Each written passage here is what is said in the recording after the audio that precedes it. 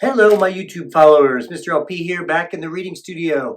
I have another chapter in Cynthia Rylant's Gooseberry Park for you. So guess what? Let's get reading. It's Gooseberry Park by Cynthia Rylant.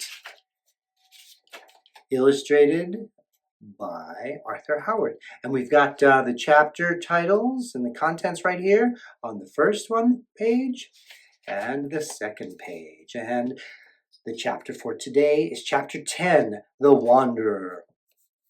When Professor Albert finally woke up, it was 4 o'clock in the morning. Gwendolyn was waving her antennae like an inspired conductor. Kona could be heard rattling around down in the basement. Some bits of egg roll lay on the carpet, and the world outside was nothing but solid, unyielding ice. It was too much for an old biology professor. He refilled Kona's dish, handed Gwendolyn a piece of broccoli, put on an extra pair of socks, and went straight to his bedroom. Professor Albert had never been an amateur when it came to sleeping. Years of standing beside philosophy majors trying to label the insides of frogs had taught him the fine art of turning off his brain whenever he wished. So he turned it off and went back to sleep. Down in the basement, Kona was trying to settle his house guests into a giant box of Christmas decorations. "This is embarrassing," said Kona, plumping a Christmas tree skirt around the babies with a gentle paw. "Ordinarily, I'd put you in the guest room. Very nice, its own bath, but I think we could count on a hearty welcome from Professor Albert. Once a chipmunk wandered in, and he chased it for 2 hours with a colander." "He cooks Italian?" said Mary. Kona smiled and turned to leave. "I hope you find Stumpy," Mary said suddenly, solemnly. Kona nodded and looked again at the 3 sleeping children. "Now that the professor is in his bedroom, I'll be able to go to the park again," Kona said. "I'll toss down a bag of marshmallows before I go. Then I'll get some real food for you when I get back." "Marshmallows are real food," said Mary, perking up. "Wish me luck, Mary," Kona said, quickly going up the stairs. It was a painful run back to the park. Kona's cuts stung badly in the cold. The pads on his feet hurt from the ice's abrasion, and his entire body ached. But the dog made it back to the park, and this time more quickly.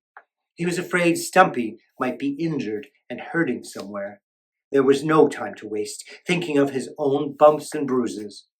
A few of the animals in Gooseberry Park had begun to emerge from the wreckage. They wandered slowly in the moonlight. A large black crow flew low overhead, surveying the sight. "Have you seen a little red squirrel?" Kona called to the squirrel. "A girl?" asked the crow. No, a squirrel, a little red one." Kona waited as the crow landed beside him. "A squirrel, will you say?" asked the crow. "Yes," said Kona. "Red?" "Yes." "About this big?" asked the crow, opening his wings. Yes, cried Kona excitedly.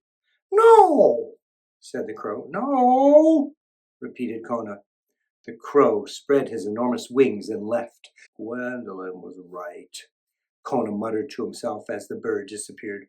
"Crows really are smart Alex." Kona sniffed all around the fallen pin oak.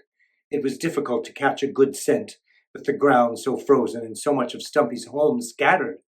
A possum limped past. Her ear was bleeding. "I've lost my boy," she said to Kona. "Have you seen my boy?" "No, I'm sorry," Kona replied with concern. "Mama!" a voice cried out from a nearby spruce. The possum gasped. "He's there! I'm coming, dear! I'm coming!" Kona smiled and watched as the mother possum made her way across the ice to her son. A small gray shape slipped down the trunk of a spruce and leaped onto her back. Watching them leave, Kona felt a heavy sadness. Turning, he called, "Stumpy! Stumpy!" "Ooh!" a voice asked from the branches of a fallen walnut tree. "Ooh!" it asked again. Kona saw two large yellow eyes peering at him through the branches. "Stumpy, the little red squirrel," Kona answered. "Do you know her?" The owl lifted himself up and flew near Kona.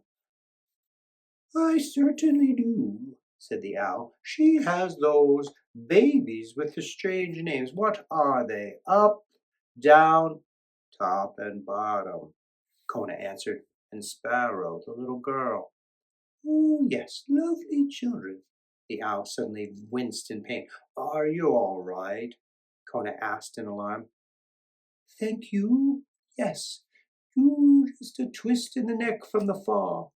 I was eating dinner when my tree went down, paying no attention whatever. It hit before I knew what was happening." "Did you see Stumpy? Have you seen her since the storm?" "I heard her. Ooh," the owl said.